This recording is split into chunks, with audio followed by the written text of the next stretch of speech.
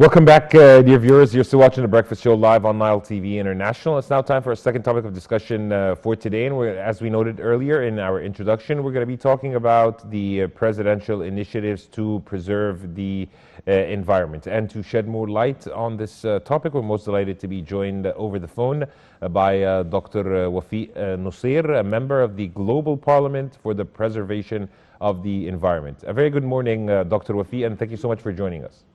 Hi, good morning. Thanks you. Doctor, first of all, if you can tell us about the importance of President Abdel Fattah al-Sisi's initiatives to preserve the environment. Egypt has done a lot of work towards the environment, but actually I'm not working with the environment ministry, who can talk more about all the agenda for Egypt. But I can see that there is a lot of development that serve the environment very much in Egypt. And also, sir, speaking about the Decent Life Initiative to serve the Egyptian villages and to pave the way for the Sustainable Development Goals, what do you think about that? As I told you, I'm not working with the Ministry for Environment, so that I can't speak about Egypt. But if you want me to comment on the recent Leaders Summit at USA, which is a very important event for the world towards the climate change and the environment in general. Yes, please go ahead, sir. Yes. The summit just closed up yesterday. It was a one-day meeting online, and Biden opened the summit by there is a lot of echo, by the way, for the sound. I'm hearing my voice.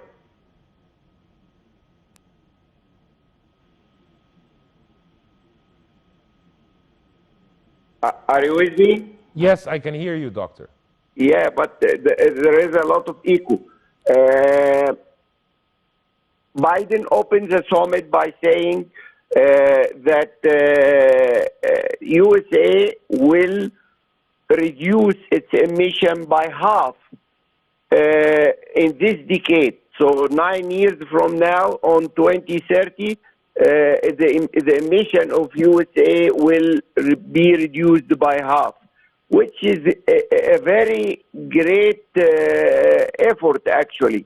And it seems like this summit like an auction for countries to every country to say how much reduction they will do for their emissions.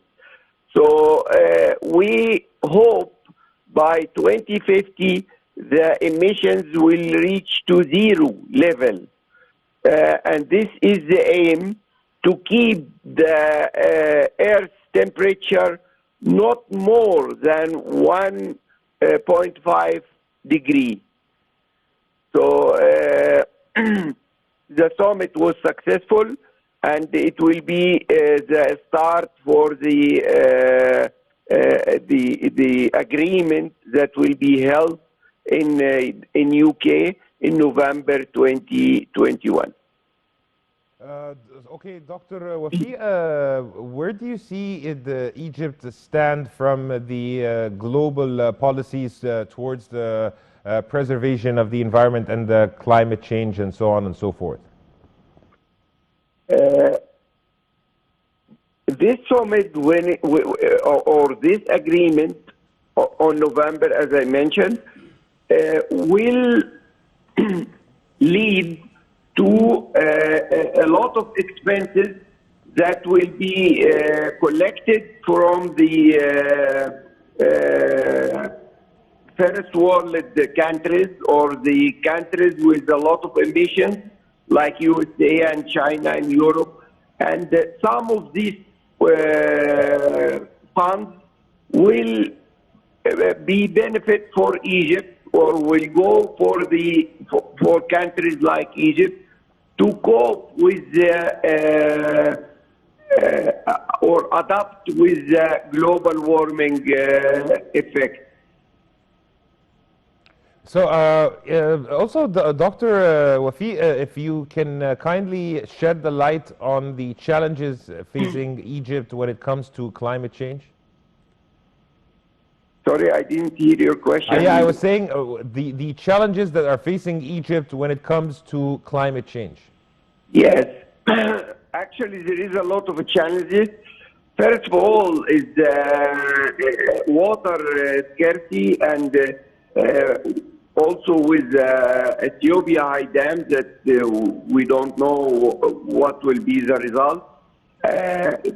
But the global warming in general will reduce our water, will make a desertification, and will reduce the crops, and one of the major effects will be rising of the sea level that Egypt needs to protect its shores, and this is a going on process nowadays. Mm-hmm. And what about the commitments of Egypt globally towards the climate change and the reducing the emissions that are hazardous for the environment, sir? Well, I can hear also that the Ministry of Environment are doing a lot of work, and they are coping with agreements of air pollution and climate change. And there is a lot of instruments all over Egypt now to measure the air pollution. And of course, the renewable energy, which we are trying to turn to, and started by the biggest solar energy in the world, which is in Aswan. So, and the wind farm in Hurghada, and Egypt on the way, and it will be coping more when the funds of the COP26 will come to Egypt to do more about this regard. Yes, Dr. Wafi, also, if you can allow me to ask you about, as an expert, how do you think on the individual level and on the community level, how do you think we can keep our environment clean and preserve our environment, and in turn, of course, have a preserved environment? Well, as individual, we can do more about it, but there are some items that I can prescribe, like using the plastic. The plastic is one of the very important issue that should be reduced all over the world.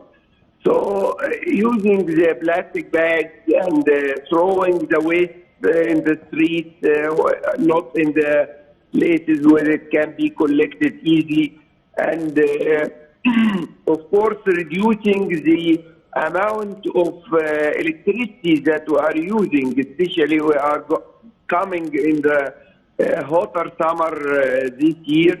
So using the air conditions very much will take a lot of electricity that will on parallel will produce a lot of emissions, carbon emissions. So this is what the individuals can do about it, but mainly it's government issues to make legislations and for the people to follow. Dr. Wafi, as we're wrapping up, I would like to listen to your closing remarks, please. I'm hoping that this summit will be a step forward to a better environment the global warming and a lot of issues regards the environment, which is World Congress for the Environment is trying to do in a global agreement for the environment. Hope will be successful, one, because it's a matter now, as it was mentioned in the summit by the 40 leaders of the world, it's a question of to be or not to be this time. It's not a joke. We have seen the pandemic or corona pandemic and the effect on the world and for the health, for the deaths, for the economic. So the environment is the main issue that could preserve our life. Yes, Dr. Wafik Noseir, member of the Global Parliament for the Preservation of the Environment. Thank you so much for your input, and thank you so much for being with us on The Breakfast Show. And dear viewers, by this, we wrap up today's episode of The Breakfast Show. We were talking about just a quick recap. We talked about the Green Cities Initiative, and we also talked about President Abdel Fattah al-Sisi's initiatives to preserve the environment. And dear viewers, you were in the company of myself and Karim Gamaluddin and my dear colleague Dina Hussein. Until we meet again, this is goodbye.